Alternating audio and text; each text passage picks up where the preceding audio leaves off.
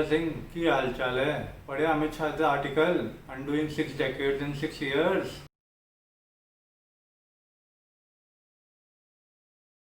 नहीं पंजा सिंह, आर्टिकल तो नहीं पढ़ा, पर जो तू हेडलाइन बोल रहा है ना, उससे मैं सहमत हूँ। 6 साल में 60 साल की मेहनत का बेड़ा गर्क हो गया। ये बात से तो मैं सहमत हूँ।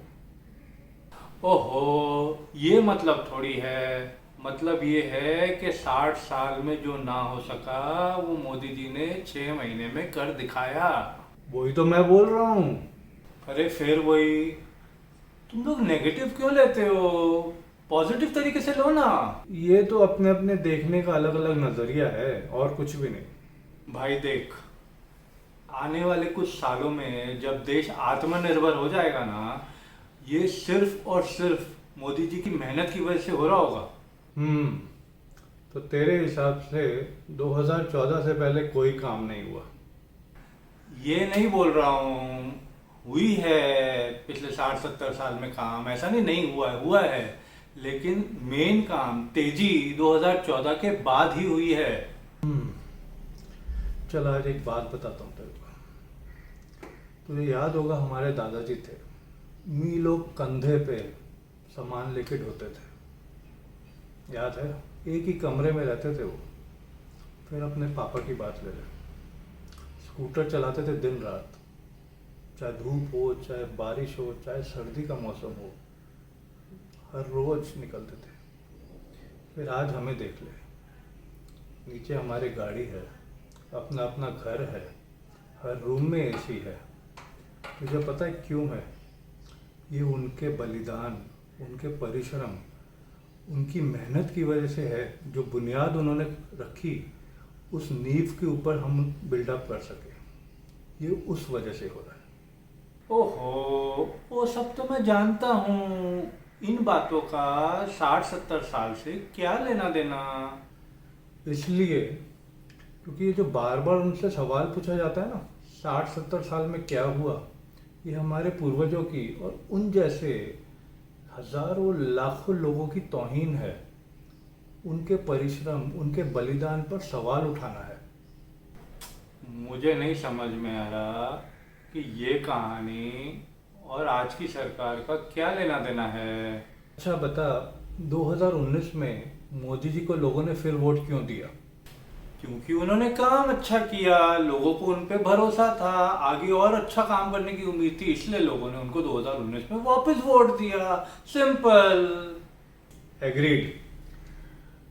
तो आज़ादी के 70 साल में 52 साल कांग्रेस ने राज किया, लोगों को उनका काम पसंद आया तो ही वोट दिया ना बार बार।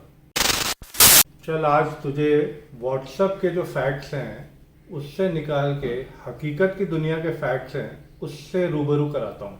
1947 life expectancy in India was 32 years. By 2011 it went up to nearly 70 years. Literacy rate 1947 में सिर्फ 16% था, 2011 तक बढ़ के 74% हो गया। Infant mortality rate in 1947 it was 146 out of 1000. By 2011 it went down to 42 out of 1000. Kilometers in 1947 there were 399.9 thousand kilometers. By 2011 it went up to 4,865,000 kilometers. In 1947 universities were only 17. By 2011 it went up to 573. Per capita income in 1947 it was only 247. By 2011 it had jumped up to 64,316. Growth of GDP in 1947 it was 2.3%. By 2011 it went up to 6.7%.